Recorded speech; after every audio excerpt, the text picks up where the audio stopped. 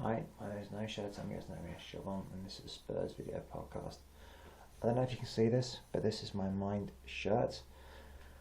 And yeah, so for those of you who don't know, I'm doing a half marathon, so yeah, just get it out there. So I can do all this, have like sponsorship, how I can get. Yeah, and yeah, I do a lot of running for this, being a half marathon. It's weird because when I run, I try and run as hard as I can for as long as I can. I'm not the youngest, got a few injuries, but I try my very hardest. And so, which makes me think when I look at Adebayor, here's a player that just doesn't seem to be bothered. Now, I've defended Adebayor. I've said, he's an excellent player for us, played very well, and he's got all of it. He's got the height, he's got the strength, and you just think, if he could just be bothered a little bit, he would be so much of a better player. That, admittedly, the way we were lined up in the first half didn't really help. We were very, very narrow. We weren't able to move the ball, and if we don't try and move the ball through the middle, their middle was crowded, our middle was crowded, and love Scotty Parker, but let's face it, none of our players are like what we call tiki-taka players that can ping, ping, ping, pass through players the way Arsenal can. I'm just saying. And in the first half, there's a thing. Carlos Tevez, he shows why they pay him £200 a week. I mean, the strength, the skill, the desire, the vision. Beautiful pass to Milner. Puts a good cross in. Nasri scores. Hasn't scored since the opening day of the season, and the next league goal, nearly 6 months later, happens to be against us. Go figure. Just had to be, I guess. And that first half, we kind of threatened a few times. I mean, Dawson went right back and put a better cross in than Carl Walker's managed to do the entire game. And there were moments when Clint Dempsey, put a good ball in. Carl Walker didn't really quite grasp the nettle really and put a cross in. But you kind of felt that 1-0, it was deserved. We just were not good. We couldn't pass the ball, and I love Scotty Parker, I do, but he run forward, then turn around, pass it backwards or sideways. He is. I don't want to say the David Batty of his generation because I don't want to have about David Batty or anything, but he lacks that ability on the ball. I mean, there were some good things, and he end of the day last season all he had to do, was intercept, give the ball to Luca. Obviously, he's coming to play Sandro, and while Sandro's gone and had an amazing, he's a lot more fluid, he's more liberated, he's playing a lot more passes. He's made a lot more interceptions as well. Parker, he's not tracking back as much, and let's face it, he was in a bruising battle between him and Dembele versus Yaya Toure and Barry. He was in a bit of a bruising battle, and my heart kind of sank because we didn't start. We didn't play Tom Carroll, but I suppose in this game it made a lot of sense. Yaya Toure was a massive beast of a man. And Dembele was not to say struggling, but he, to his credit, I mean, Yaya Toure did not dominate the game, and it was kind of even. It was just really the ability of Tevez. I mean, there was one, the other moment again, Nasri almost put 2-0 ahead. The combination of Jan Supian and Hugo Lloris, Hugo Boss really, he just stopped that, and again another save. Tevez, he was just superb. Second half, it kept going on. I'm thinking he's got to change something. Really got to change something. We're on 15, 20 minutes, and finally changed it. Sigurdsson's excellent player. I just don't think he was just working very. I'm not saying he was lazy. It just wasn't working very well for him. We took him off.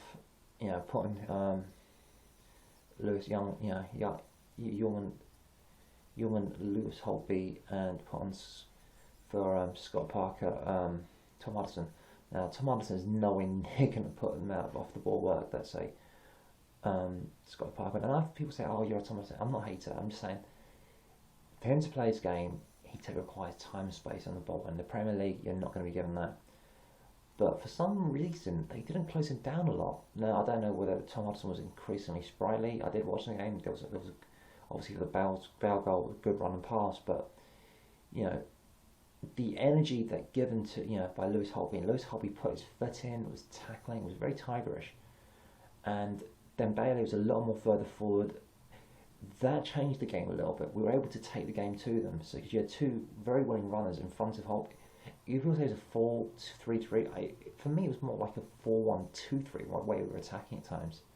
Really, very, very, kind of like this kind of thing. But luckily for us, they don't have their wingers, and because they don't have wingers, they couldn't really exploit us down, exploit our fullbacks. And this 4-1-2-3, I always think it's a little bit dangerous because I just don't think we're balanced. It worked. I mean, Hudderston was pinging the ball over the place. Bale was wrongly judged offside, but we started to get that depth, and we were able to use Bale's pace. And man, it was just beautiful. And it was just beautiful at the times that we were really cutting through the middle, but great passing from Hudderston. And I give credit to Hudderston. There was a moment where he did a bit of a nasty challenge on Yaya Toure, but that's when Yaya Toure did threaten to counter-attack. So you got to give credit to Hudderston. And I'm not saying I'm not giving him credit. I just think off the ball, one of the reasons Hudderston I think is better is because, and they had to play Chelsea last week. They've had a game against Wigan. This is their third game in 7 days. Hudderston, he's fresh. He hasn't played since the Thursday, and so you've got a fresh player against a player that's played I'm guessing. I'm not sure if Barry and Tour. I'm not sure how they played. If they played on Wednesday, but they're not going to be as fresh. And I think that's the perfect time. He's going to give him time and space. And that second, Carl Walker, who I don't know, his decision making isn't the best at times. Maybe one of the best in his life didn't look to blast it or cross it in. Had a sweet ball to Bale. That was an absolutely beautifully measured pass. Actually beautifully measured cross. Dempsey got it in. And I've been with Clint Dempsey last year. It's hard though for Clint Dempsey to play. He's got 17 goals. You think, you want to sign this player, 17 goals last season. But he's a very awkward player. You don't know how to fit him in. And I think in this 4-3, 4-1-2-3, 4-3-3, it worked for this game. Will we play it in the next game? I don't know. We'll see how it goes. I think each game's different. You've got to contrast JD's effort with Adebayor. I mean, JD was hustling, he was moving, and I remember again, I was watching it a couple of weeks ago. Messi came on half injured against Paris Saint-Germain, and he just didn't bother for a try back back. Not he bothered, he just didn't have it. He wasn't fully fit, and there was times in which he just stood there, didn't even run it down, didn't chase or harry the defenders or anything, and he at least put an effort in. People liked you to see that, but he wasn't even doing that. I mean, when he came on, he didn't look. I'm not saying he wasn't out of breath, but if you measure his stats, I don't think he puts in as much of a shift as one would hope. And then, Carlson came in 93% completion rate. So considering how many of those were long passes, you've got to give him credit for that. And it was like 7 minutes in heaven. Beautiful, delivery. And Vince Kompany was wrong-footed. Simple as that. And the second one, again, Holby, this is the thing. At Schalke, he's been playing for, I don't know, 3 years. Say 3 years. He knows their rhythm, he knows their timing, he knows what they're going to do. He's coming to a new team, new country, new system, everything new. To play that kind of incisive football that's effective as in like at least an assist or it's the pass before the assist kind of thing. It'll take time, but we saw a beautiful first time ball. JD, and this is the thing I don't get. Vincent Kompany is a really good defender. You don't know why he's been shown down the flank. But he didn't. Maybe, credit to JD, beautiful bit of skill, and then wrapped it around like a bullet and whack. And then it's like 2-1, you think, shit. And, and I was a bit nervous. It's like, it's what you keep on time, you think, shit.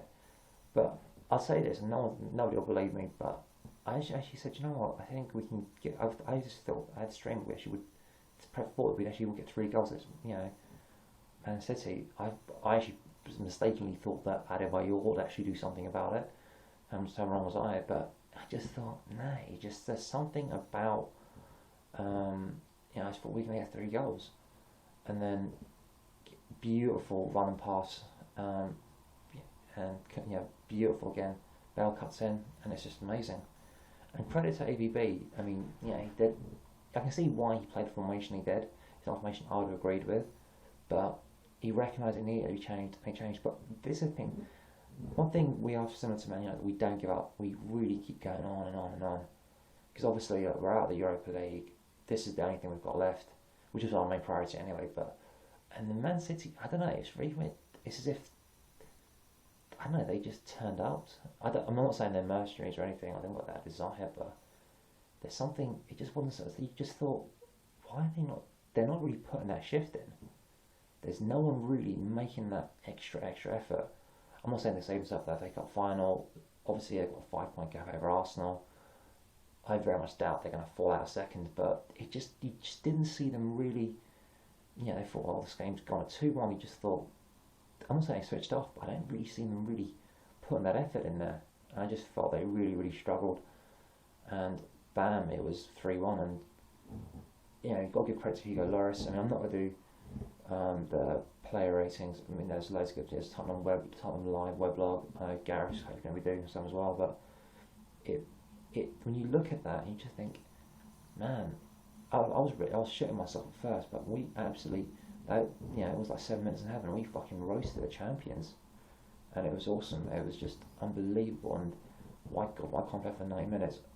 Next week, we've got to play the Hudson from the start. I don't see Wigan lacking any desire. I don't know. Obviously, the FA Cup final, that may change a few things, and obviously Aston Villa play tomorrow. Obviously today Sunday, and this might be uploaded on Monday, so. Aston Villa play Man United, or by the time I upload this, it changes. The dynamic will change obviously again. But I wouldn't start with him. I definitely would go with Carroll, Holtby, and then Bailey, because I just think we have to attack. They have to attack. We have to attack. They have to get 3 points, and they have to go out on the win. We have to play on the counter. And I just think Huddersfield is someone I'd bring on, but obviously Peter's picking my Bracco from another macro or something. He won't be Sratan about that. See, I am learning some Croatian, mate. But I'm hoping that we can actually. I'm hoping we can beat Wigan, but I think definitely I wouldn't start with Adebayor, because I'm always a bit worried. Like, if you bring Adebayor, he won't make an effort. But at the same time, he didn't make an effort when he started. So I don't know. I don't say give up on any player, but you've got to work out on what the hell's going on with him. I'm sceptical. But, like I said, one of the things I like about Spurs fans, we're honest. If we lose, and like I said, for 70 minutes it looks like we were going to be losing. I said, you know what, if it was 1-0, it was a good goal, they took their chances, we weren't able to really create anything, and they were the better team, and we lost to the better team, simple. But we were able to change it around, and then it was 3-1, bam.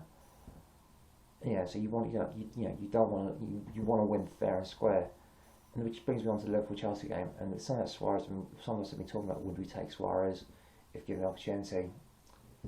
And I watched that, and it was really weird. It was like, the way you see Suarez bit him, it was like, you see dogs like chew up bones or something.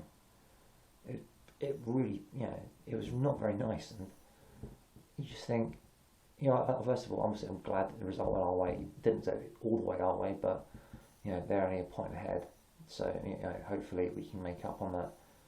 But you just look at it and you just think, man alive, would you take Suarez? And this is a question I'd ask me. I wouldn't take him. I think, even the price of him would be 30 million. And I think, as good as he is, I mean, some of those touches, that header, the cross for Sturridge, great player, but man, there's a lot of baggage. And it's something, I don't know, you just don't want to win that way. I mean, look, I know the Liverpool fans will be saying, oh yeah, we drew against the European champions, they haven't beaten us yet, how good we are. Was it deserved, the equaliser? Did you deserve the draw? At least I think we deserve the win. I don't think Liverpool deserved to draw against Chelsea. So at least a bit of taste in my mouth, really. And obviously it's a good result, but you don't want it to happen that way, really. And I thought, Suarez should have been sent off personally. But this is a Spurs video podcast, not a Liverpool video podcast. I'm sure I'm gonna get shit from all the Liverpool fans. Tell me if I'm wrong. I mean, is his biting and proper red mist biting of a fellow professional the same as Jamie Carragher getting clattered in an elbow? I mean, I have seen Mourinho get sent off. I saw Fashion not get sent off for it. It is a dangerous thing, but you're telling me you can equivalent one with the other? I don't know. So anyway, in terms of people having to go at Benny, I thought he didn't play that badly actually. There were some moments, obviously, they're going, oh, why is Benny behind the goal, and what the hell's he doing there? I have no idea what he's doing there personally. That was a bit of a weird one, but that's Benny though. I still thought he played pretty well. Was he out of position? I can't remember because I'm trying to remember the match. He wasn't at, someone went uncovered, and to be totally fair, that was all Tevez. That was all Tevez. Yes, we should have done better, but to blame Benny, I think, is kind of harsh. For me, my flop in the match was definitely Addy.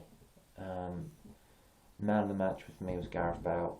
And people before always say, oh, well, they're all joking, there's 3 Welsh clubs, Chelsea, it was at Cardiff, Swansea, and Bale FC. Well, do you know what? Apparently, there's an Argentinian club in La Liga, and there's a Portuguese club in La Liga as well. That's bollocks. Yes, because, yes, Bale's a great player, and I think he wasn't fully fit, obviously. He's only trained a couple of days. Obviously, we've got a week until 6 days until our next game. Hopefully, he'll be, tearing Wigan apart. But if you look at it, each team has always had that one player that can make a little bit of difference. Everyone's all they're solid and they're great, but he can just that little bit of magic that can change a game. And Bale did that. He's a game changer. I'm hoping Lennon will be back. I think Bale and Lennon, when they're on the wings, they're threatening, and I think they're superb. And I really would like to see Bale and Lennon back, and I would like to see Carroll in ahead of Scott Parker. And people say, why not Huddleston? I just think Huddleston, for the game as quick as it will be, I'd rather bring him on for 20 minutes. I think he's better as a cameo. Word up. I just think he's much better than 20 minutes of the game when the players are tired. Bring him on half an hour or something. I think he's physically a lot stronger than Carroll, but I'd definitely start with Carroll in this game. People say you're a Power nut hugger. I just think we showed that we need someone that can dictate play, that can spread the ball around, that has the passing ability. I think Lewis Holtby has the energy. Broke up a bit of insertion and constantly managed to get himself booked, I think. But his passing, he's not on the same wavelength here. And I think with Carroll, he'll play this. He'll keep it short and tidy. And I think, but more importantly, he won't do the sideways spin and passing it back, because the amount that we get forward, yes, we're all too bunched up. I think we're better spaced out, and I think having Hudson there really improves our passing options. But I really think we do need to sort that out. We do need a pass master.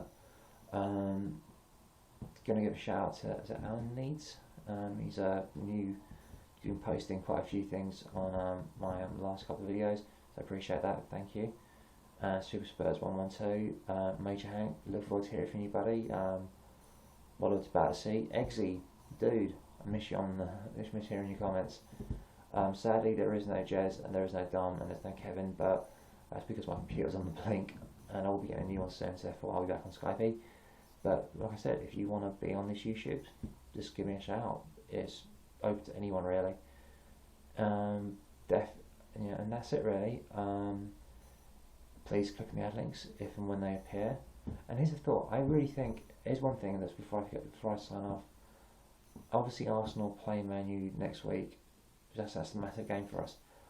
I've got a feeling, I don't know what it is, but I just think Aston Villa can really go for it tomorrow. I just think, when they play against Man United, obviously it might be moot, but I can just think that Aston Villa can get a draw at Man United.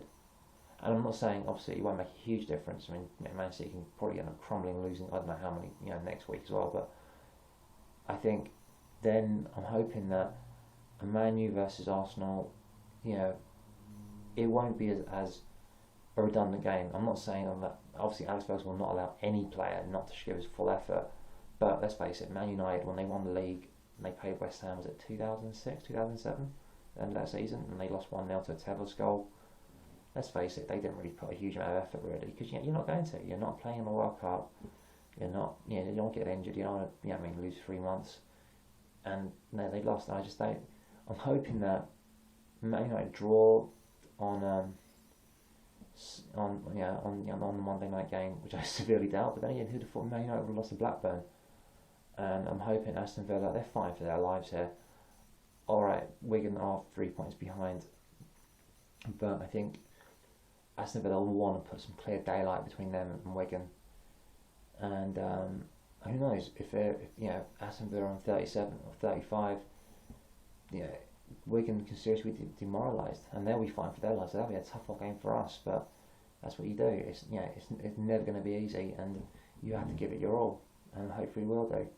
Anyway, Thank you for listening to the Spurs Video Podcast. I'm sorry I'm not as erudite as normal. I'm sorry, if this just lacks that Jez magic, the magic of Kevin G, and obviously, the undisputed quality of the Charles Son of SpursForum.co.uk, Dom, the old Dom Perignon. But definitely, that's something I'd like, ask about. Again, like I said, would you sign Suarez if given the choice? And be realistic. If we get Champions League, terms of where the key positions you strengthen, and who would you like to bring in? Obviously, I'd look at the litany of players, but me personally, I would keep Benny over Rose. I would probably look to bring in Alderweireld as a right back, and obviously a centre back, because I think Bill Gallas has probably got. I know we got 1 year out, and that was amazing. To get 2 years, that was like stretching point in 3 years. Man, that's just plain mean. I don't think we're trying too much really. I think. So definitely, I think I'd probably look at Alderweireld because he can play right back and centre half. Ericsson, if possible, I think he can pull the strings, and a striker really, well two really. I just don't. Obviously, we need a recognised striker. I think Addy. Let's face it, I don't think he'll go, but the 100,000 a week. But you never know. We could say, look, I don't know how the deal works. If that's exclusively Man City will pay because he's playing on top of the others, pays wages no matter where he plays at, and we just send him out on loan again or something. I don't know. So he's still on our books, but he's not technically on our books. I don't know how that shit works, but I guess we'll find out. But definitely, I'd like to get rid of Addy because he just. I wanted to one thing on my counter. There are players who lack the skill or whatever, and that's and that's the manager's choice to play certain players, but to not give an effort as he showed today, he was just lazy, just wasn't on the races, and I don't know what the fuck it is, but that's something that's definitely got to be sorted out.